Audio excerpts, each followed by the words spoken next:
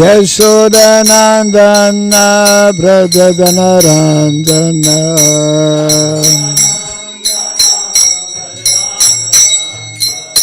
Yashodanandana Vrindavana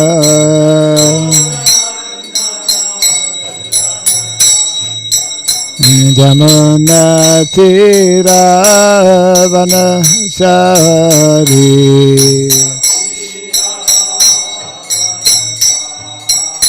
Jamuna Tira Vanachari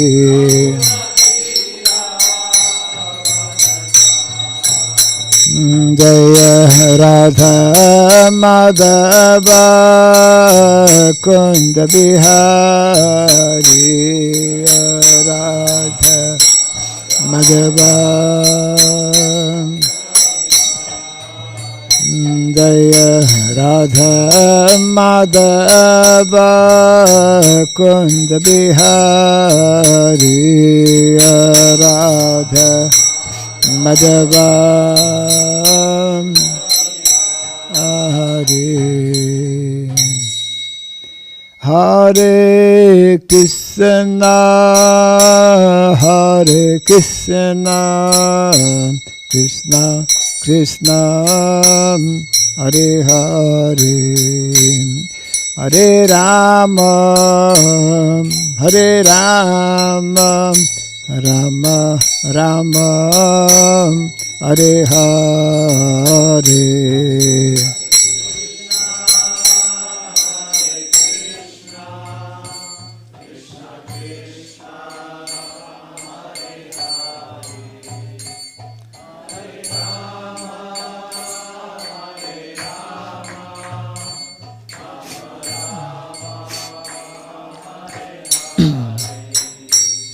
Hare Krishna, Hare Krishna, Krishna Krishna, Hare Hare, Hare Rama, Hare Rama, Rama Rama, Hare Hare.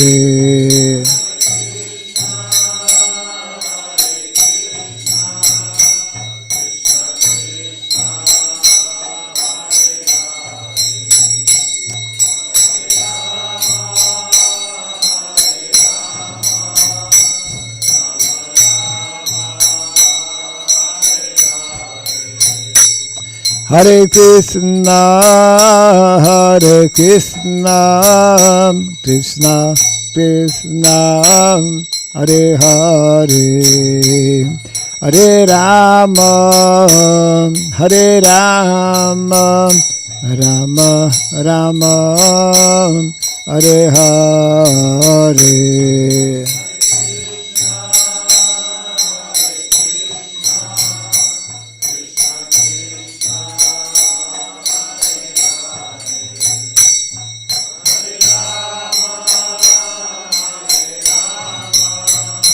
Rama Rama, Hare Hare, Hare Krishna, Hare Krishna, Krishna Krishna, Hare Hare, Hare Rama, Hare Rama, Rama Rama, Hare Hare.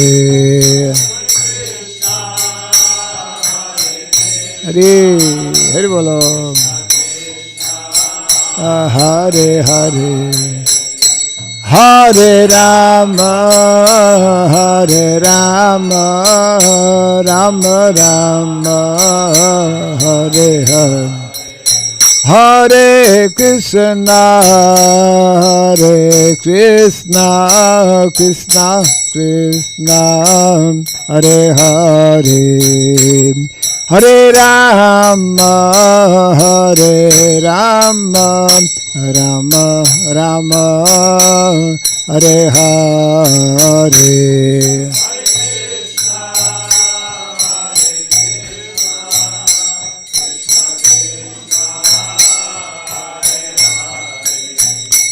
Hare Rama, Hare Rama,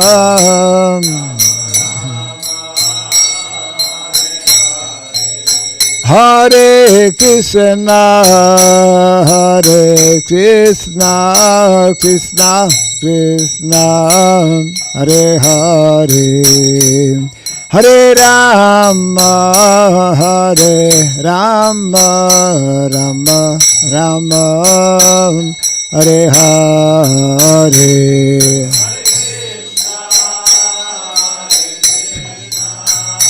Krishna Krishna, Hare Hare, Hare Rama, Hare Rama,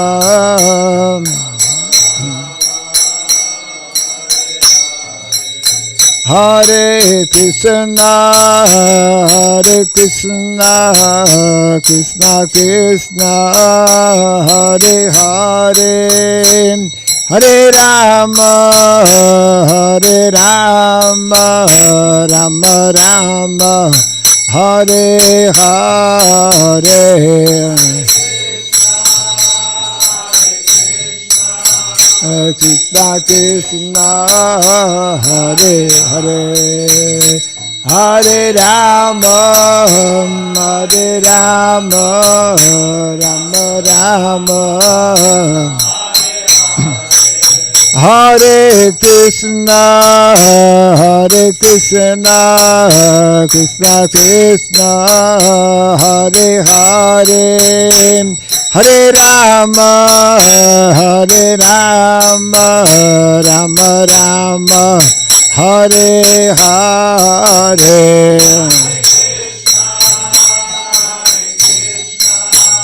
Krishna Krishna, Hare Hare, Hare Rama, Hare Rama, Rama Rama, Hare Krishna, Hare Krishna, Krishna Krishna, Hare Hare, Hare Rama, Hare Rama, Rama Rama, Hare Hare, Hare Krishna,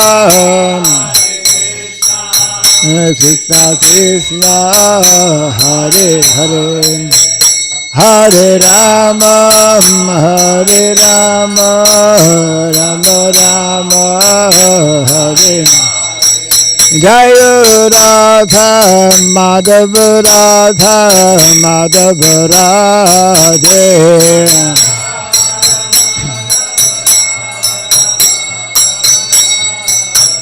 Jaya Radha, Madhava Radha, Madhava Radhe.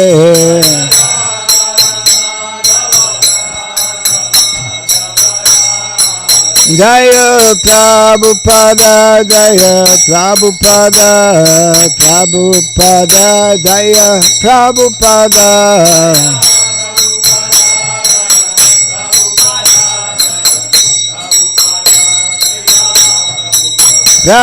Prabhupada, Prabhupada, Prabhupada, Prabhupada.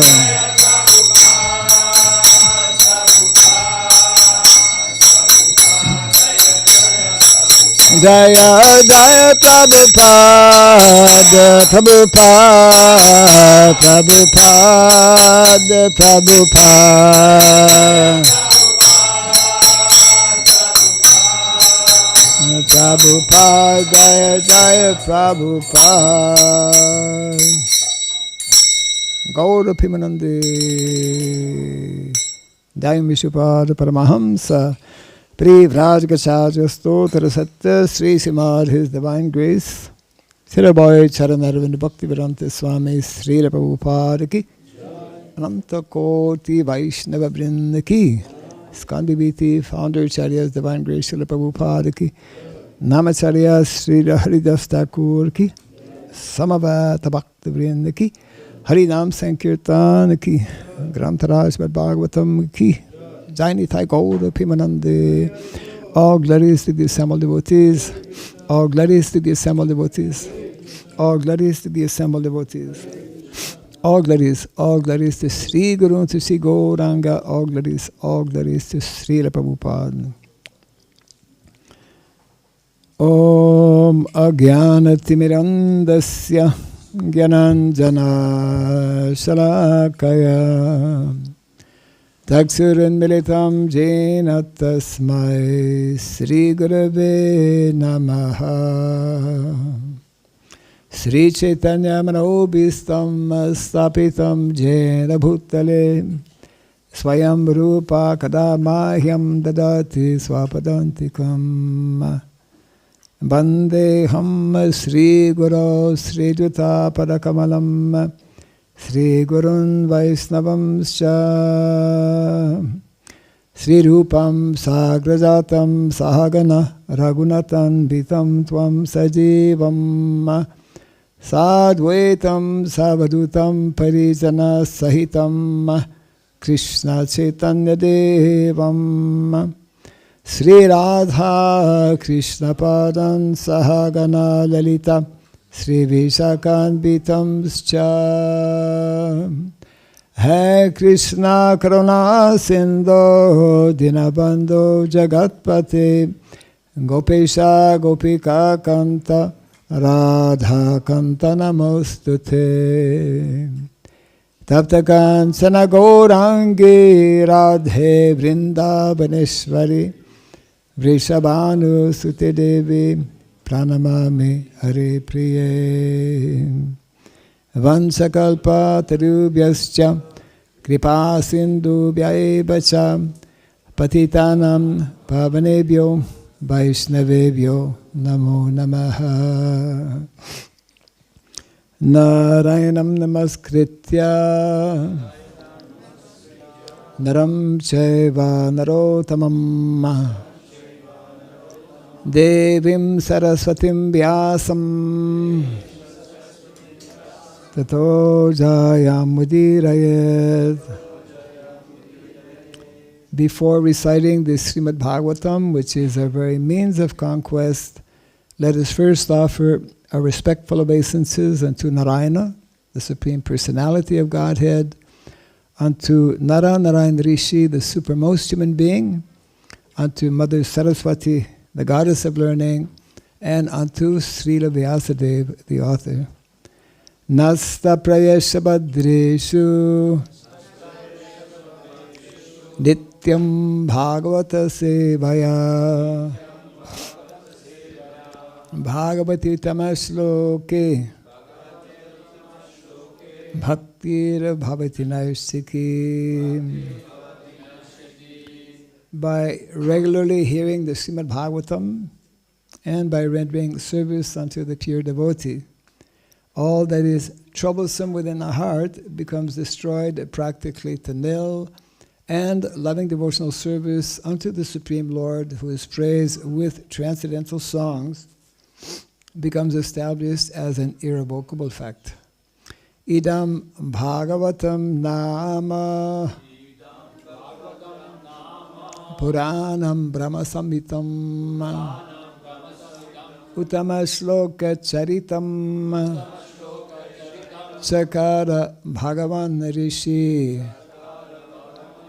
Nishreyasaya Lokasya Dhanyam Swaschayanam Mahat. This Srimad Bhagavatam, known as the Grantaraj, the king of all Vedic literatures, is the literary incarnation of God. It is compiled by the incarnation of God as Srila Vyasadeva. It is meant for the ultimate good of all people. It is all successful, all blissful, and all perfect.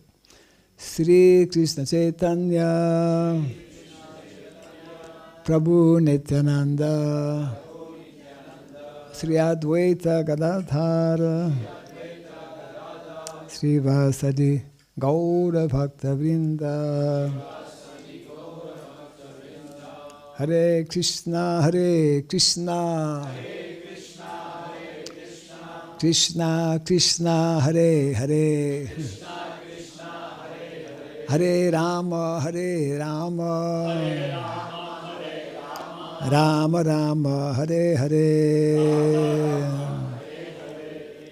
Everyone, do we need to translate? Is translation needed? I don't know.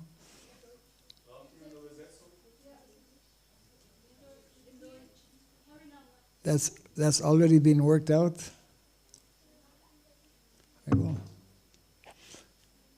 Is there a translator needed?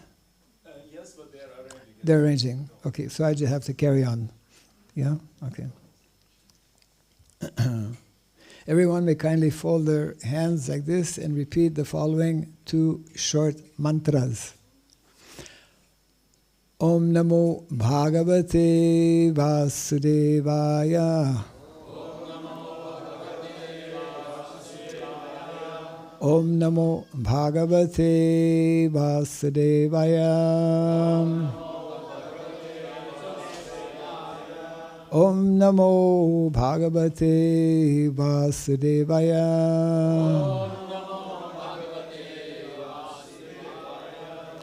Om Surabhyay Namaha.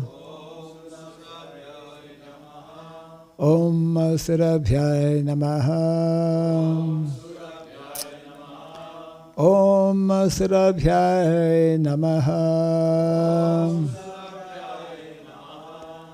Mukham karoti vasalam pangom langayate girim.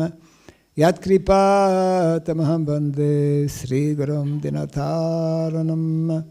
Yat kripa tamaham bande Sri Gurum Dinataranam. Hare Krishna. Welcome everyone to the morning Srimad Bhagavatam class. And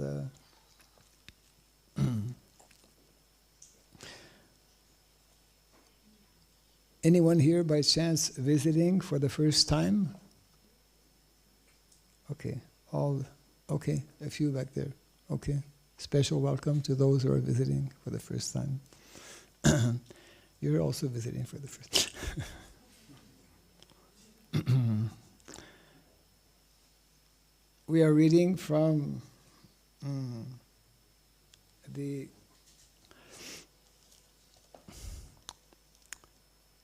fourth canto of the Srimad Bhagavatam, chapter 4, text 29. Devotees can follow, it's up there somewhere. Or we'll just have to give oral reception and attentively hear. We can use like modern technology, whoever has his phone. It seems like the verse is not written. So whoever has his phone can open database. You can write quickly and Google SB44. What's the verse number? Yeah. 4:29. Otherwise, we follow the old traditional system of simply hearing attentively and repeating. Aho, anatnyam, mahad, asya, pashyata, prajapater, yasya, characharam, prajaha, Jahau, Asun, Yad, Vimatat Maja, Sati, Manasvini, Manam, Abhikshnam, Arhati, Aho Anatnyam Mahad Asya Pashyata. Prajapatera yasya chara charam prajaha. Jaha basun yad vimatat majasati. Manasvini manam abhikshnam arhati. Aho anatnyam mahad asya pashyata. Prajapateryasya characharam prajaha Jaha Basunyad Vimatat Majasati Manasvini Manam Abhikshnam Arhati Aho Anatmyam Mahad Asya Pashyata Prajapatera Yasya Characharam Prajaha Jaha Vasun Yad Bimatat Majasati Manasvini Manam Abhikshnam Arhati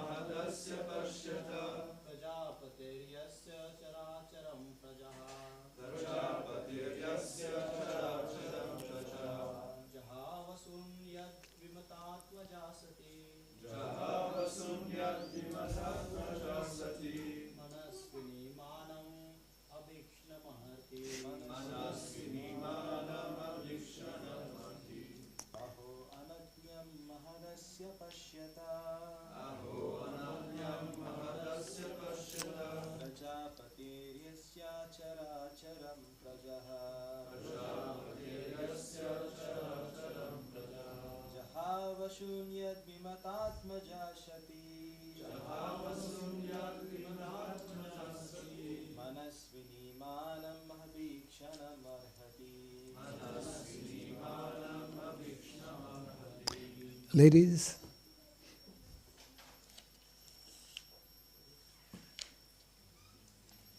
okay. Aho, oh, anatmyam, neglect, mahat, great, asya, of daksha, pashyata, just see, Prajapatehe, of the Prajapati, Yasya, of whom, Charam, all living entities, Prajaha, offspring, Jahau, gave up, Asun, her body, Yat, by whom, Vimata, disrespected, Atmaja, his own daughter, Sati, Manasvini, voluntarily, Manam, respect, Abhikshnam, repeatedly, Arhati, deserved. Translation and purport by His Divine Grace, A.C. Bhaktivedanta Swami, Srila Prabhupada Ki. It was astonishing that Daksha, who was Prajapati, the maintainer of all living entities, was so disrespectful to his own daughter, Sati, who was not only chaste, but was also a great soul, that she gave up her body because of his neglect. Kindly repeat after me. It was astonishing that Daksha, who was Prajapati, the maintainer of all living entities, was so disrespectful to his own daughter, Sati, who was not only chaste, but was also a great soul, that she gave up her body because of his neglect. Purport. The word anatmya is significant. Atmya means the life of the soul. So this word indicates that although Daksha appeared to be living, actually he was a dead body. Otherwise, how could he neglect Sati, who was his own daughter? It was the duty of Daksha to look after the maintenance and comforts of all living entities, because he was situated as Prajapati, the governor of all living entities. Therefore, how is it that he neglected his own daughter, who was the most exalted and chaste woman, a great soul, and who therefore deserved the most respectful treatment from her father? The death of Sati, because of her being neglected by Daksha, her father, was most astonishing to all the great demigods of the universe. Translation again.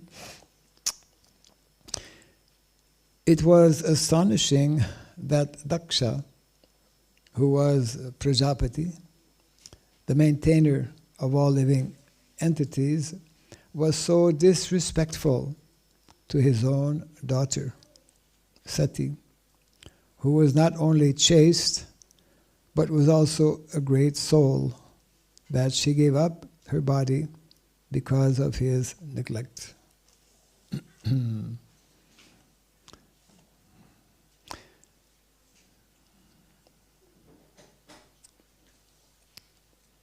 So, in the beginning of the creation, we have a very nice description in the Srimad Bhagavatam. There are great personalities who are known as Prajapati. Pati means father or protector. Father means protector, one who protects. And Praja. Praja means citizens or those who are dependents. Prajapati. They are like Kshatriyas, actually, in the Vedic culture. Different persons take up different roles, and the role of governor, as mentioned here, Prajapati was a governor, is to actually give all protection to the citizens. Vedic culture especially emphasizes, gives importance to the need to train very responsible leaders in society. There are three main leaders in society who are meant to spend many years in school, especially two of those leaders. They are referred to, of course, in our Vedic culture as the Brahmanas and the Kshatriyas, and of course also the Vaishya. They are known as Dvija. Dvija means twice born. So for the well-being of society, for the good governance of society, these three leaders need to be very, number one, Krishna conscious. They need to know the philosophy. And they need to know, for example, brahmanas, especially, they're meant to be teachers. So they are meant to study so many different subject matters. The kshatriyas, like Daksha, are meant to be also very religious, and they are meant to know the art of administration, protection, administration, and welfare, providing for the needs of one's dependents. And naturally, the Vaishyas, they're meant to produce food. We have glimpses of this actually in various descriptions that we find in the Bhagavatam. Especially we have glimpses of this in the small village of Vrindavan. Actually, some of us are touring right now, just like some of you might be traveling and touring also. We are, a few devotees just arrived yesterday and just spending a very short time here, representing one aspect of our society, of our International Society for Krishna Consciousness, that Srila Prabhupada spoke quite extensively about, which means how to organize society very nicely so that those who are responsible as either Brahmana, Kshatriya or Vaishya, they take up their responsibilities very properly, and in this way all the citizens are protected. So our movement actually, I think we all have some understanding of how important it is, what tremendous responsibility and what mandate our founder Acharya, His Divine Grace Srila Prabhupada, has given to all of us. And it is each and every one of us, our duty, our responsibility to try and understand what our founder Acharya, who is actually representing so many other founder Acharyas, what was his desire, what was his mission, what was his vision. So of course, part of that vision is to something that here in Simachalam, over the years, of course, like in other temples, there's been ups and downs, but book distribution has always been in the forefront of our movement from the very beginning. Actually, Srila Prabhupada, he gave us 4 aspects or 4 phases in which we can introduce the mission of actually re-establishing in this age of Kali the principles of Dharma. When we speak of Brahmanas especially, by their deep study of Shastra, they are meant to give guidance and knowledge to all of society so that society can be nicely re-established. So Prabhupada actually, in a very small essay that he wrote many years ago called Gita Nagari, I always ask the question, how many know about Gita Nagari? A few? Yes. So this essay of Gita Nagari, which is in the Veda Baser folio, within that small essay that Prabhupada wrote way back in 1957 in his Back to Godhead magazine, the essence of the Krishna consciousness movement is actually formulated in that essay. In other words, way back, so many years before Srila Prabhupada left India to go to America, he had a clear idea, understanding of how to introduce. And the first of 4 phases that he explained is actually based on book distribution as well as the holy name. Actually, it begins with the chanting of the holy name, something that we continue to do naturally because it is a Yuga Dharma in the stage of Kali. Chanting the holy name and distributing books actually go hand in hand. The second phase that Prabhupada spoke about is establishing temples, like this wonderful temple here in Simachalam. I mean, people come from all over Europe. I'm coming all the way from Canada to have darshan. Devotees come from everywhere.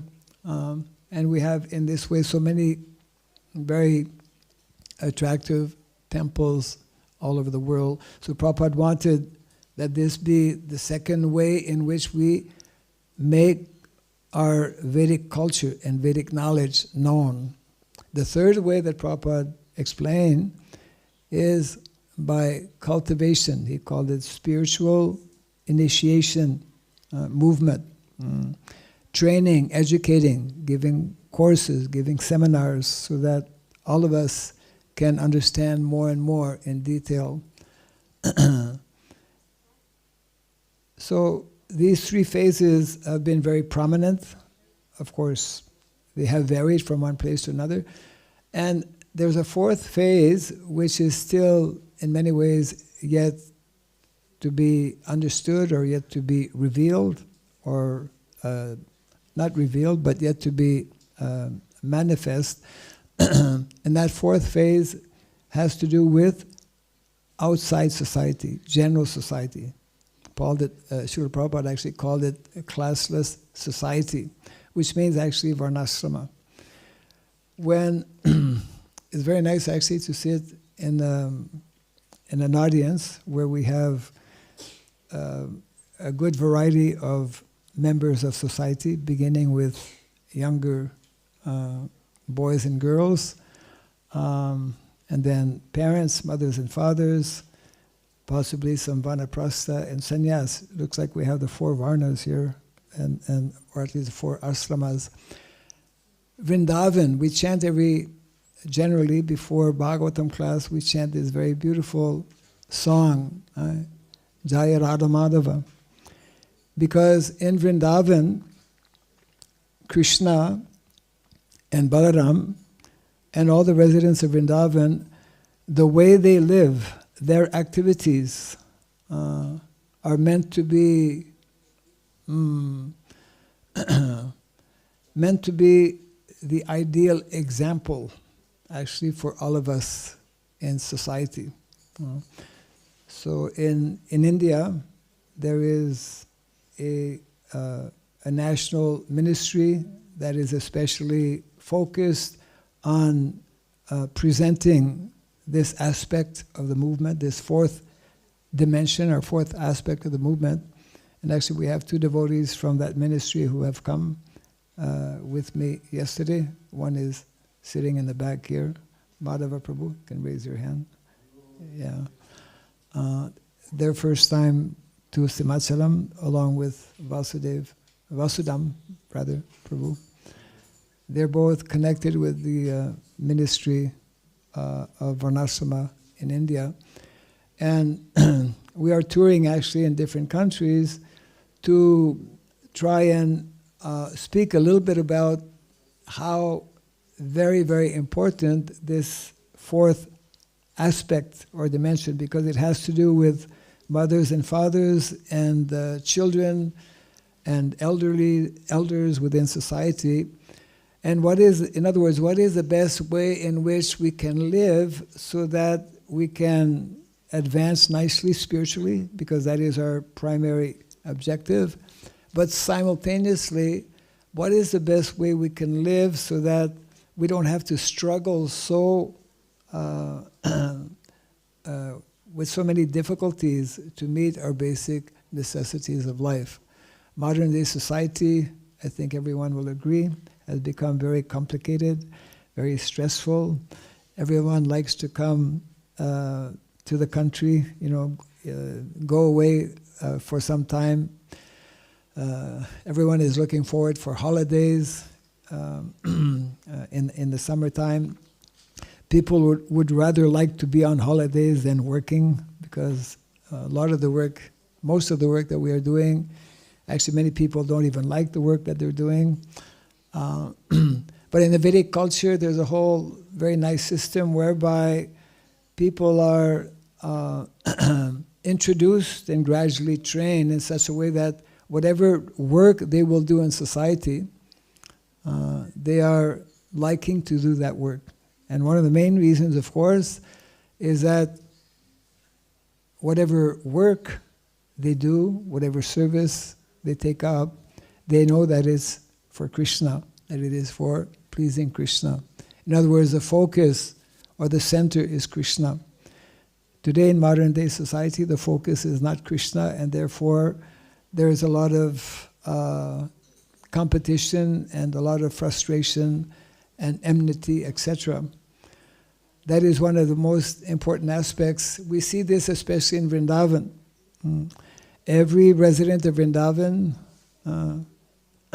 all the Brajabasis, they're very nicely engaged, and their main focus, of course, is to render service to Krishna.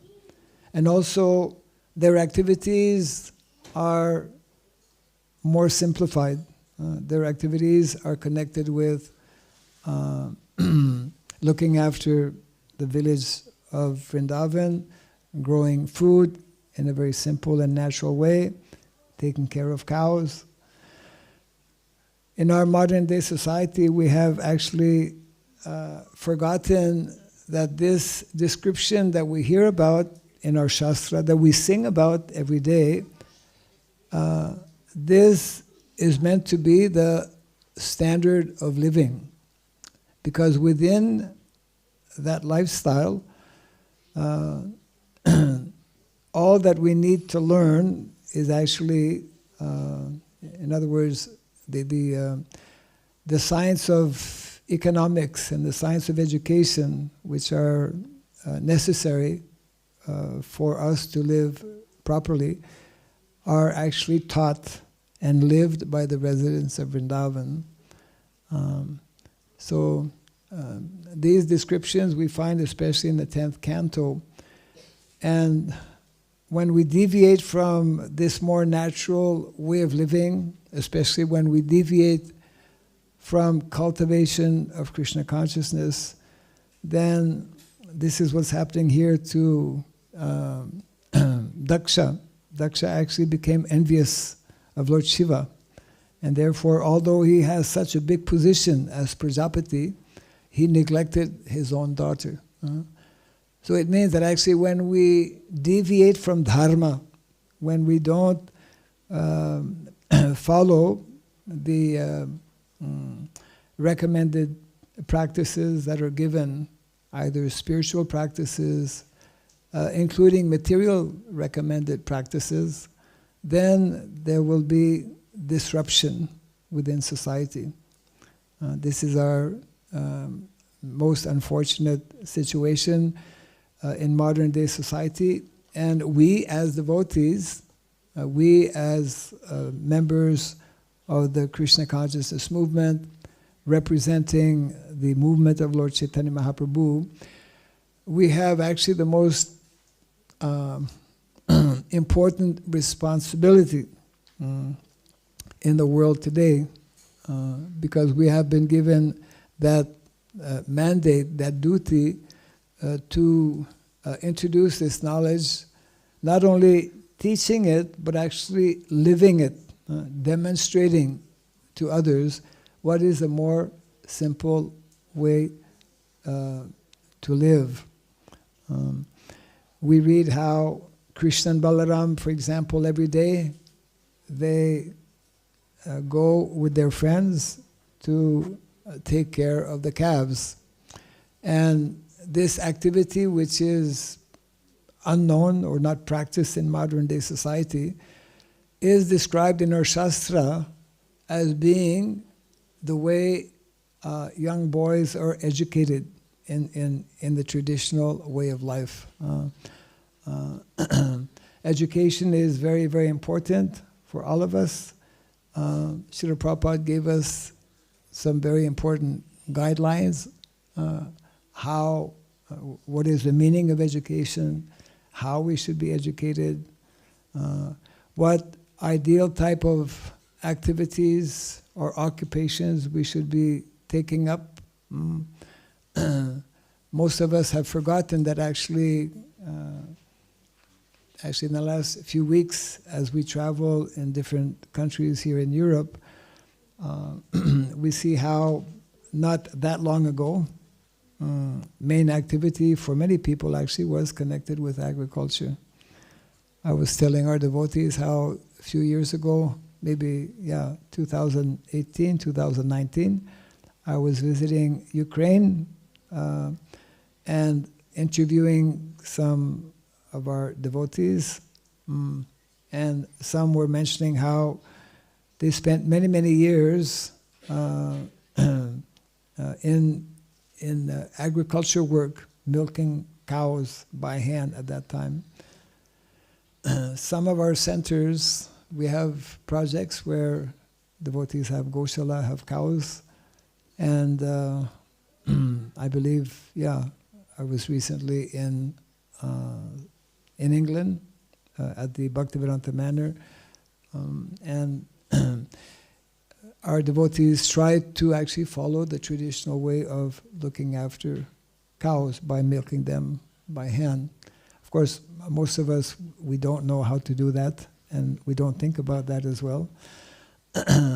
So the point being that Srila Prabhupada gave us many important instructions in that respect, and these instructions have been nicely summarized in one important book that I will be, I'm not sure if I left it last time when I was here. We have a number of books within the, connected with the Varnashrama mission, and we'll be having some on display possibly before we leave after the class, if anyone is interested. So, Dharma is something that is essential for all of us. There is, Dharma means what is more natural and more simple for all of us. Our spiritual Dharma is that we should be devotees of Krishna. We should learn to practice about devotional service, bhakti. And our material dharma is something that we need to learn, especially from Shastra, because to a large extent in modern day society, whether it is for men and women, to a large extent we have gone away from what is meant to be the more simple and natural activity or occupation. In other words, our Vedic literatures, beginning with Bhagavad Gita and Srimad Bhagavatam, they gave us very nice information, very clear information, how we should live, what kind of profession we should be taking up, what type of education is more ideal, so that our mind will be more peaceful, and that we can be more happy in performing our different activities. So the topic is actually a very large topic which involves many different subjects, but Srila Prabhupada was very clear and very much requesting that we give some attention to understanding how to redirect our modern day society. Actually, Prabhupada said that one of the goals and objectives of our movement is to bring a complete overhaul within society and to get proper direction by following what is called the Varnas and Ashramas. It is not always an easy subject to discuss because it has so many different aspects. But it all has to do with how we can establish nice, wholesome relationships between ourselves. Here, for example, Daksha, he's breaking his relationship by cursing Lord Shiva, who is actually married to Sati. So he's breaking his relationship so much so that Sati will actually make a major decision to leave her body. So Vedic culture means how to live in such a way that families can be united and establish a proper relationship, how individuals in society can also take up work and occupation that is more according to their nature. And actually Vedic culture especially emphasizes how we should be more closely connected with Mother Nature. Mother Nature means the land, the trees, the animals, especially the cows. When we come to some of our centers where they have cows, this should remind us of the importance of cows and how previously in society, actually everyone, at least in places like India, even Indonesia, other countries where it is easier possibly to care for cows. Actually, not only in those countries, who is it? Somebody was telling that I think even in Switzerland, they have big houses, and you were mentioning how the bottom level is where cows reside, and people stay on the first floor. So it's also that then you don't need so much heating. Right. Because the cows produce so Natural heat, right, yeah. Especially in countries where it is cold. Even in India, I always remember visiting a village where all of the homes, all of the houses, when you would enter, the cows were inside the house. You know, very few people have cows inside their house today. But that was the culture, because cows are very essential in the Vedic culture. Cows actually help us to understand more easily about Krishna, help us understand how to live, how to raise ourselves to the mode of goodness, because cows by nature are in the mode of goodness. So all of these aspects of what we call village life, because Vedic culture, as we see in the pastimes of Krishna and Balaram and Vrindavan, is simple life where the residents are taking up simple activities that are helping them to actually either come to the mode of goodness or rise above the mode of goodness. So this was very much the desire of Srila Prabhupada. We have a very great need in modern day society for us as devotees to not only understand this, but actually to Prabhupada wanted that we develop model communities where it's just like in the last few days, I think, you have a 1 week festival for families and children.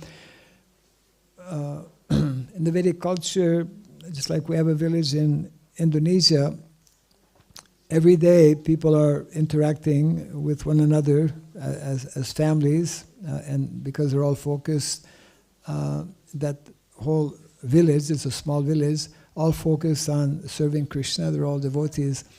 So the idea is that the more we can interact and live in communities of devotees, then all of us, whether we are mothers or fathers or children or adolescents, we will be more easily able to develop our Krishna consciousness. And so this is very essential part of how we should be living. And we find many such instructions actually in the Shastra. So I want to take a few, I'll read again this text, and if there is any... It's under the table, okay. If there's any comment, we can take a few minutes. So this is the text we read this morning, text 29. It was astonishing that Daksha, who was Prajapati, the maintainer of all living entities, was so disrespectful to his daughter, Sati, who was not only chaste, but was also a great soul, that she gave up her body because of his neglect. Yes. So anyone have any comment or question? Yes. And we have a mic also. Hare Krishna. Yes. Thank you, Maharaj, for the nice points. Yeah. And I was wondering if there is like a guidelines or what do you call it, a policy, especially in ISKCON, regarding the definition of what is ahimsa milk. And most importantly, I would like to hear your opinion, which is most definitely in harmony with Shastra and Krishna, about like many societies are struggling with producing milk. Yes. So that leaves us for many years without milk, and then due to, of course, lacking of manpower, determined devotees who are willing to give many years of their lives for this project. Yes. So I'm wondering, what would you think is better actually, not to have milk at all, and not to have including milk products? Sorry to ask so plain and direct, or to rather use conventional methods, namely machines. Yes. To get a nice course to produce milk. A very important question. Actually, I think most devotees may know that a few years ago, our leaders within the society, the GBC, passed a resolution encouraging all of our centers to introduce ahimsa milk in our temples, at least for the deities. It was supposed to be last year, actually, 2022. So ahimsa milk, for those who may not know, ahimsa milk means milk from protected cows that will not be sent to slaughter. Ahimsa milk means even more than that, of course. It means that cows should be, cows and calves should live as it is enjoined in the Shastra. Calves should get the sufficient milk from their mother in the early months of after being born. And cows should be as much as possible allowed to graze, because that is their main function and activity. There are varying positions amongst various leaders within our society, amongst various devotees as well. Some have taken a strong stand that because of the cruelty, as we all know, and very heavy destructive exploitation in the dairy industry, it has become an industry. We call it dairy industry, which it should not be. Therefore, we know how so many people, a very large number of people in the world, have become vegan. Some of our devotees also take that position. And I would say to a large extent, it is a moral responsibility on the part of each individual, depending on how one is able to understand, number one, and according to one's situation. I know a number of my godbrothers and others as well who have taken a decision not to take commercial milk at all, nor to take any commercial, milk products. Especially when you come to Switzerland, Swiss cheese is quite popular and very attractive. But we have to go by principles. And there are many devotees who don't take... We should know that commercial milk is not actually milk because of the way they extract the milk in a very unnatural way, and how they treat the cows or give different foodstuffs to the cow to increase the milk production, etc. There are injunctions actually in the Shastra very, very clearly where it says that milk coming from such exploited cows actually becomes poisonous, There's a need to definitely disseminate more knowledge and information. I would recommend that devotees interested to know more about it can contact the ministry that we have in India. These two devotees are here. We happen to have one of the two co-deputy ministers, Madhava Prabhu. He's also Vasudam Prabhu, one of the directors for traditional technologies. He has his own farm as well. So I personally don't consume commercial milk nor commercial products. Of course, what we can get and offer to the deities, there's other ways to prepare as close as milk as possible. So it's a question of, not only milk is a problem today.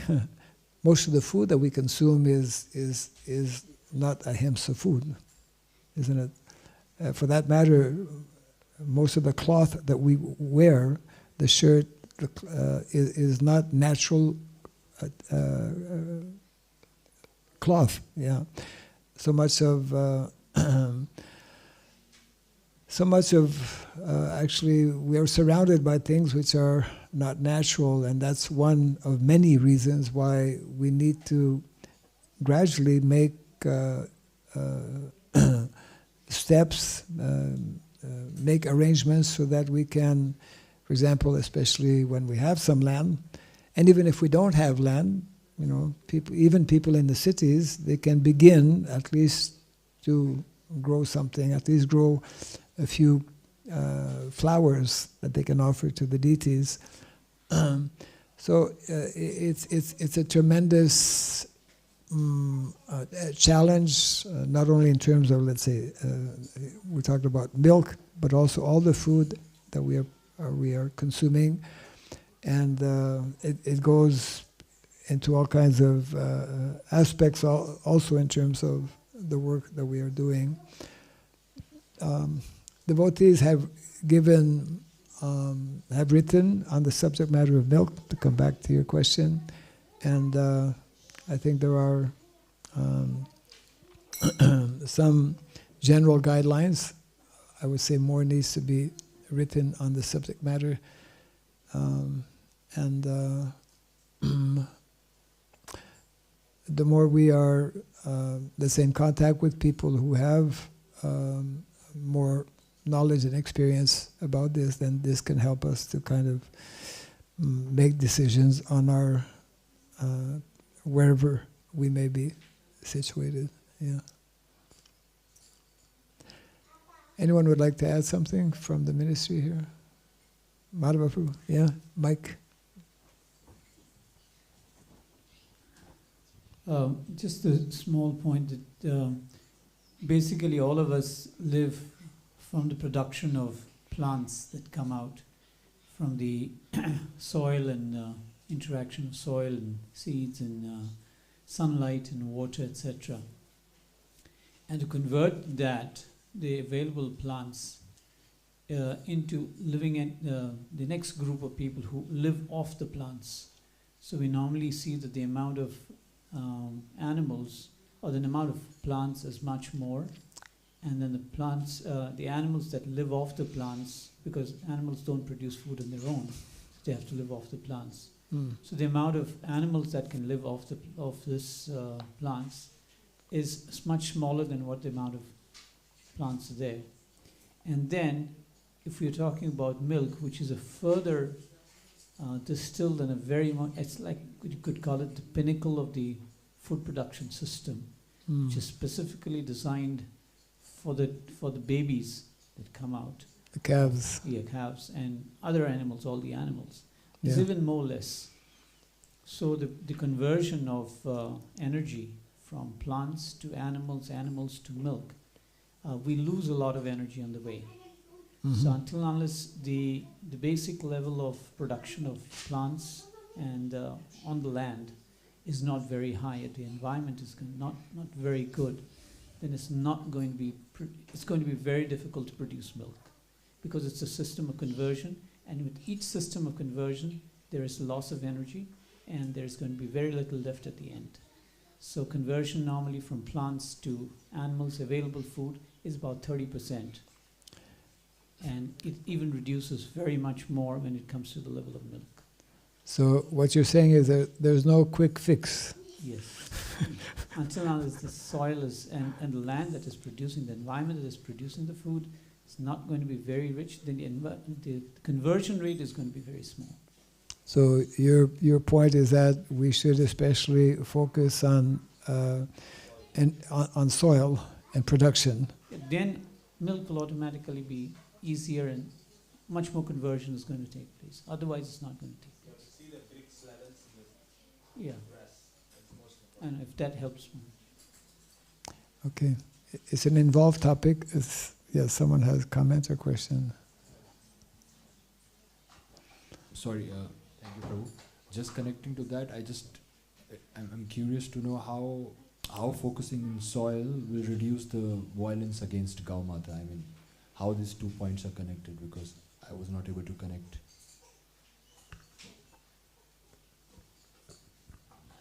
Should you start the seminar now? They're actually giving a seminar on this. Anyway, give the gist. Yeah, just very shortly. As the soil degrades and the available energy that you need to produce food from or plants on the soil becomes more and more difficult.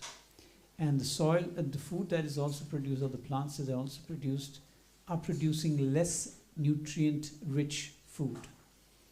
And so it is not actually feeding and growing the animals or whoever it is. They're living off the plants, are also in difficulty. I'll give you a very simple example. If the plant that is growing on a land is stressed, it's growing on a land which is degraded. So the plant that is growing on the land is also stressed. So it is actually growing under stress. It may give a seed, but it doesn't actually do all the other functions that a normal plant would do when it is growing on a good land. So, for example, it'll produce phenols, it'll produce oils, it'll produce waxes, it'll have a very, very high level of production of sugars, etc. Now it is just doing what it minimally can do with that in that stressed out circumstance. So when that plant or that grain is eaten by someone else, that stressed out grain or the plant that is eaten will actually also produce stressed effect on us. And we will not be able to function because we don't produce food on our own. It's only plants that produce food. So when that is gone out, and then that person is actually in a reproductive stage and is producing babies, do you think eating that stressed food will produce unstressed babies? It's also going to produce, that reproductive system is also going to be stressed out. So it will not have sufficient milk.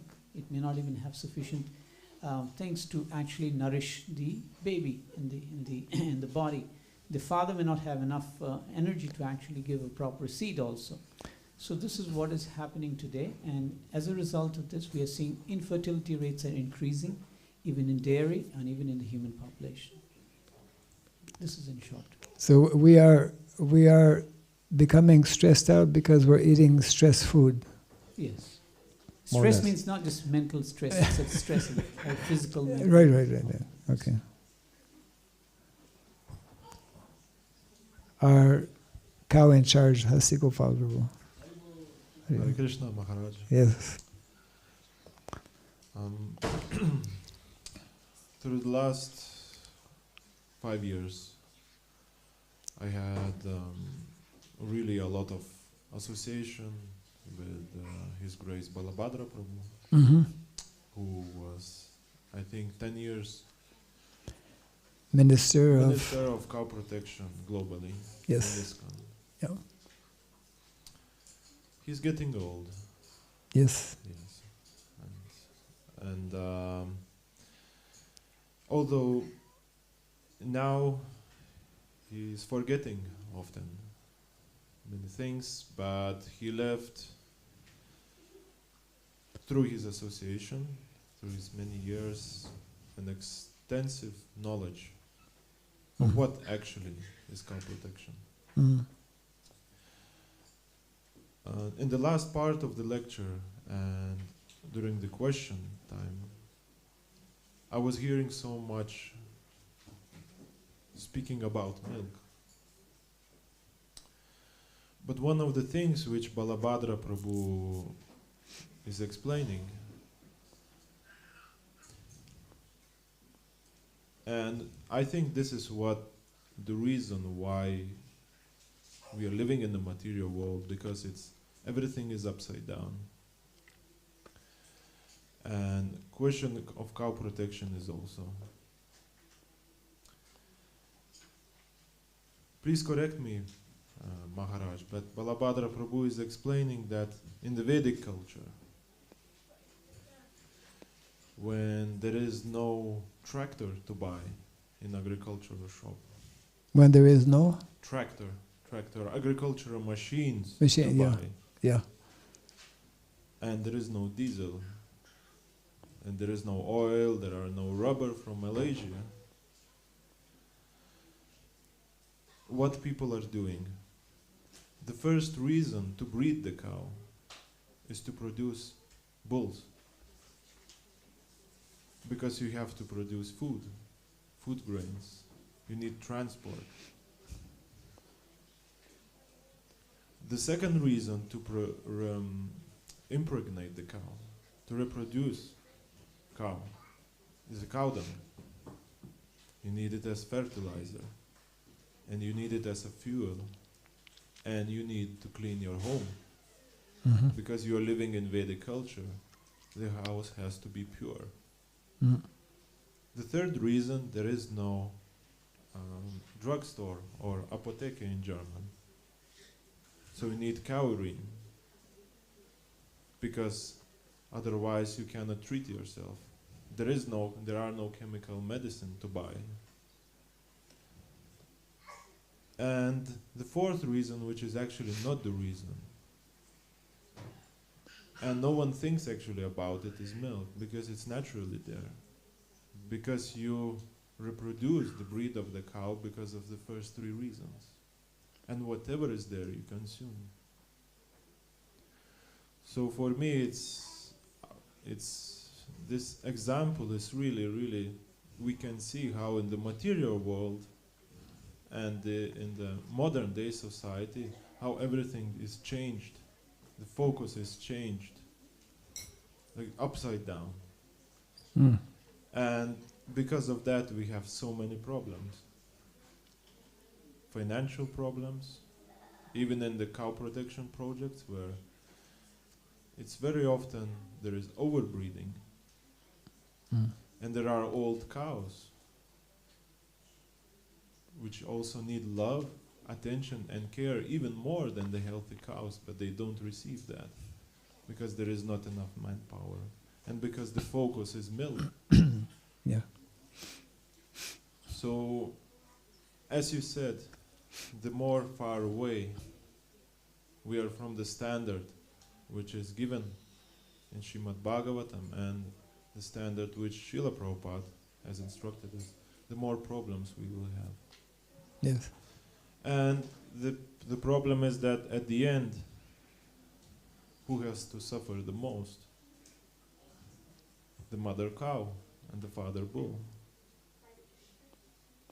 Because the more the planning is done away from this shastric point of view, there is more involved the mind, which may be in Tama, Raja, Sattva, Guna.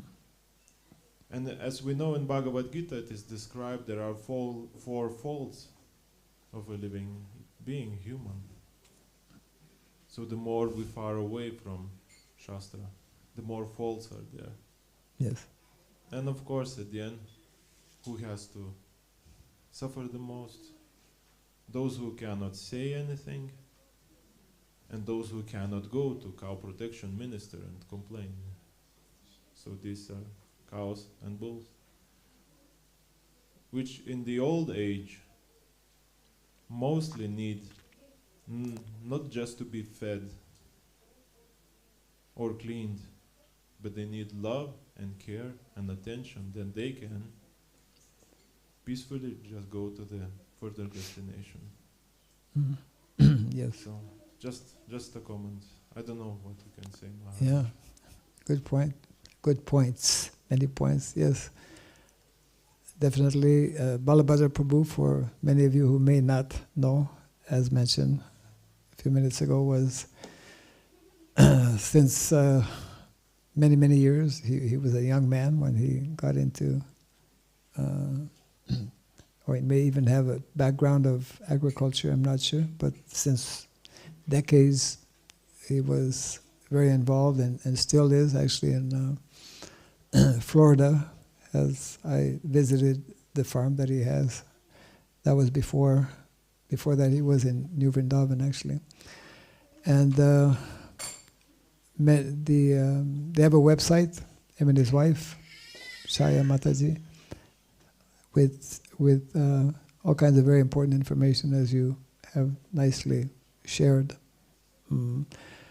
Which means that actually, I would say a bottom line here is that all of us, at least some of us, and all of us to some extent, some more so than others, we need to educate ourselves more about this whole topic, which is, of course, cow protection, cow care, cow culture is actually the basis of the Vedic culture. We cannot speak about Vedic villages or Vedic culture without Mother Cow and Father Bull.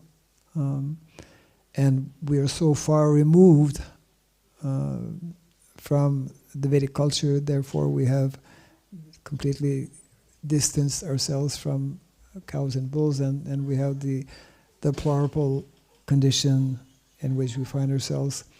And that is one of the many reasons why Srila Prabhupada wanted that we make an effort to reestablish communities where the center is actually our relationship with the land and our relationship with cows and bulls, and reinstating, reintroducing, reviving what is meant to be the more natural and sustainable way to live, which in turn will more easily help us to advance spiritually. There's a direct connection with both of them. Thank you for sharing that. Yeah? Yes? Hare Krishna. I may not be convinced of what I'm going to say. I'm just trying to take the, go ahead.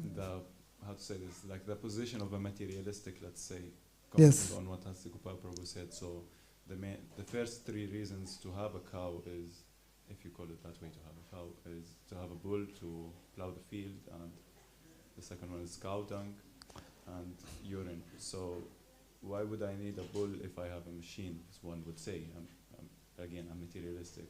Or why would I need cow dung if I have different methods of heating, fuel. Yes. Why would I need urine if I have, a pharmacy which gives me specified and detailed medicine?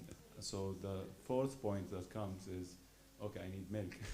Because the first three primary points are not in my interest. I can get them in an easier way.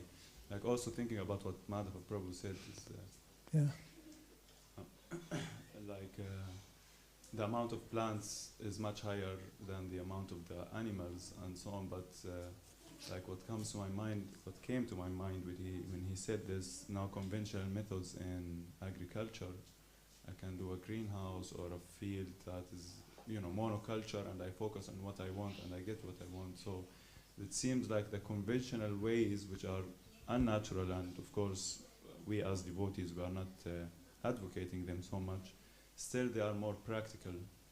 And now back to the point which we are maybe which is not which was a little bit avoided when I was asked the question, back to the point of milk production. So there are conventional methods which require less manpower in producing milk. Still, we as devotees, and like as Gopal Prabhu said, according to Shastra, we are not in favor of those methods. Well, the point being that actually, if we are overly too focused on milk and not concerned about or not even aware that we are very destructive by not, by following the modern ways of doing agriculture, by using machines, by using chemical pesticides and chemical fertilizers, etc., then it means, in Shastra, whatever we want to learn, first there needs to be a proper philosophical understanding of what is what. So you played the devil's advocate by presenting reasons, from a materialistic point of view. But when people present these arguments, that I have machines, so I don't really need, well, then we have to counter by explaining how this is actually destroying the whole of society, and that we are overly focused on the end product of milk. In other words, to get milk, we are ready to destroy the whole planet. We are ready to make everyone diseased in the world today because we're eating food which is not healthy, and we are allowing billions actually every year, billions of cows and bulls to go to slaughter. So this is, we have to point this out, we have to explain this aspect to people to the extent that they can understand. But at least we as devotees, we should be able to have more of an understanding that this is like priority. We have to take care of the planet, we have to take care of the soil so that we can get proper food. And if we follow these injunctions that are there in the Shastra, things will gradually fall in place, and the end result in terms of milk will automatically be there. Yeah. I just also wanted to remind one very important aspect, which, as you said, I think it's actual for those twice born. As you said, first three castes. Because Vaishyas, I know, is big scale farmer, as far as I heard. Maybe it's not like that, but anyway, it's not the point. The point which we are missing, like, again, we are concentrating on food, also not milk, food. But what about Dharma? But what about religious principles and what cow and the bull mean, which actually these things from Brahminical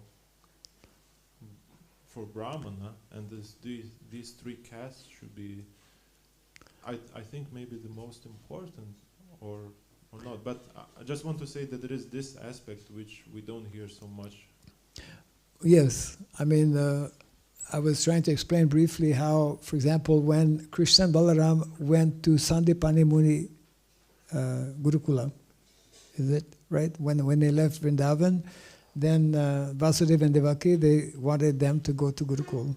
So it's described actually in the Bhagavatam, what, as Kshatriyas, Vasudeva and Devaki wanted them to get a Kshatriya education.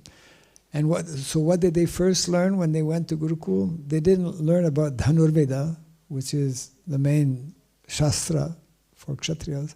They learned about the original Vedas. They learned the philosophy, they learned about Dharma.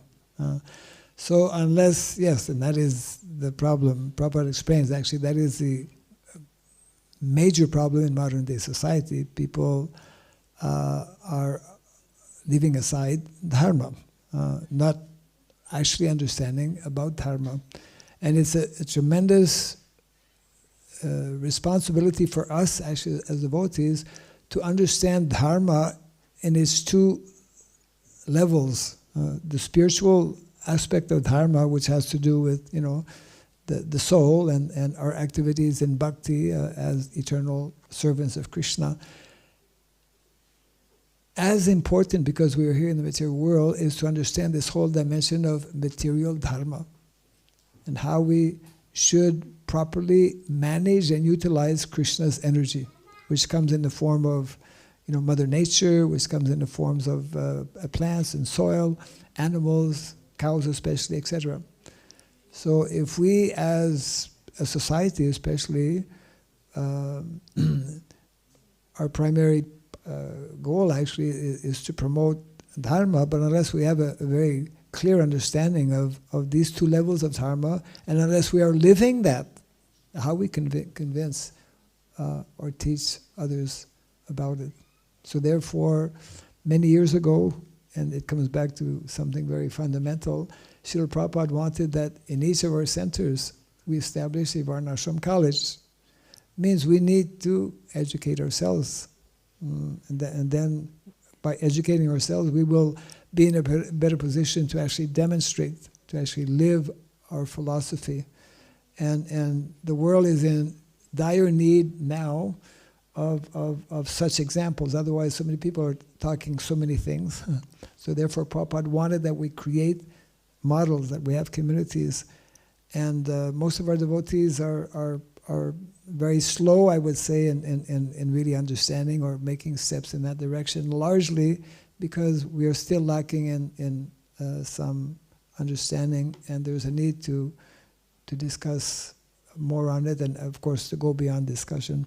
These are very involved topics, of course, and it's for this reason that today we want to leave some of these books that we have in India in relation, especially one book which is basically a compilation of statements and instructions given by our founder Acharya Srila Prabhupada. The book is called Speaking About Varnasrama. And of course, you have a question, huh? Sorry, yeah. Either our, who is it? Govinda Dev Prabhu is maybe tied up right now. If he's not here, somebody on his behalf possibly could accept this. But before that, we'll take one possibly last question or comment here. Mataji.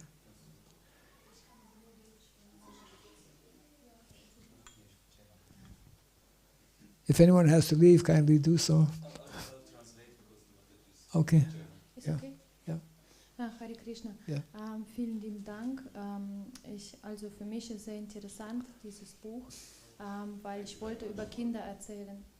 Thank you very much. This book was interesting for me because I can tell to the kids. Ich habe gemerkt, also ich habe von einem sehr weisen, in Russland gibt es so einen sehr weisen alten Mann, er ist ein Kinderpsychologe und er beobachtet die Kinder schon seit vielen Jahren. I have noticed that there is in Russia a wise man, a psychiatrist or psychologist. They're both. They're psychiatrists, psychologists. Yeah, who is child psychiatrist or Ja. yeah.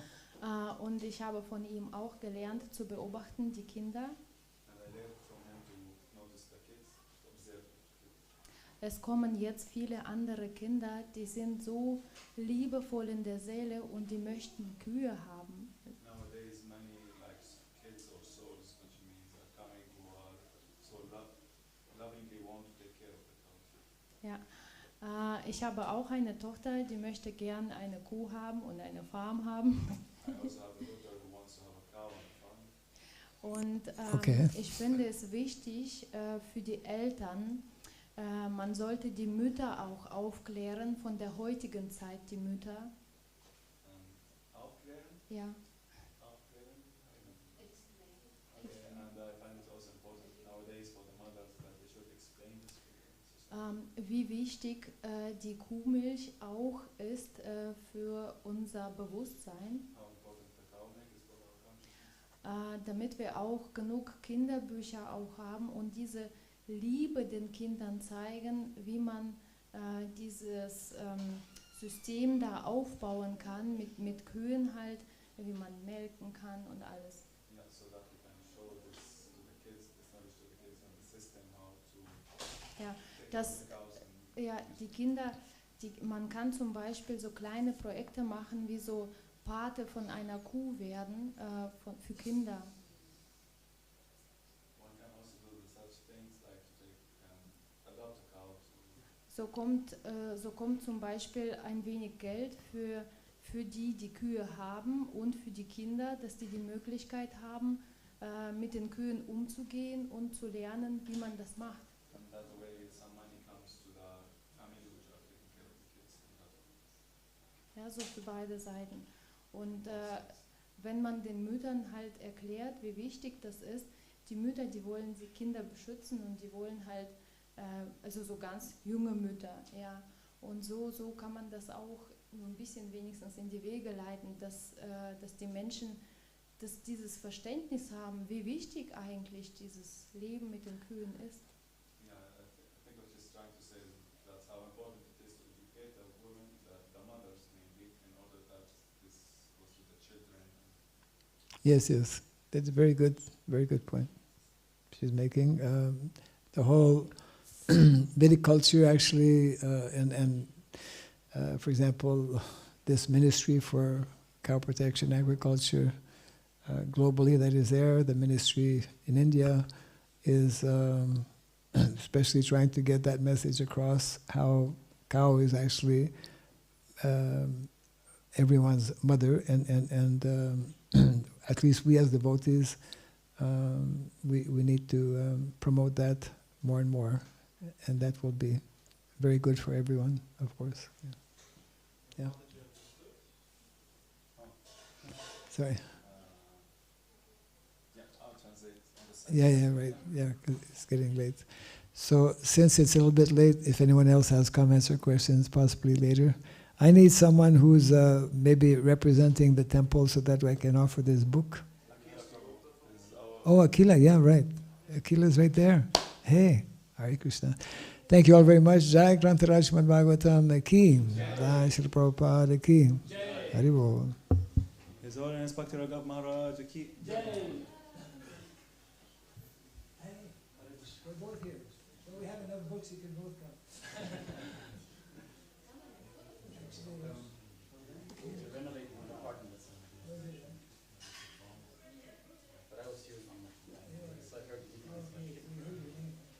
It's a little bit delayed.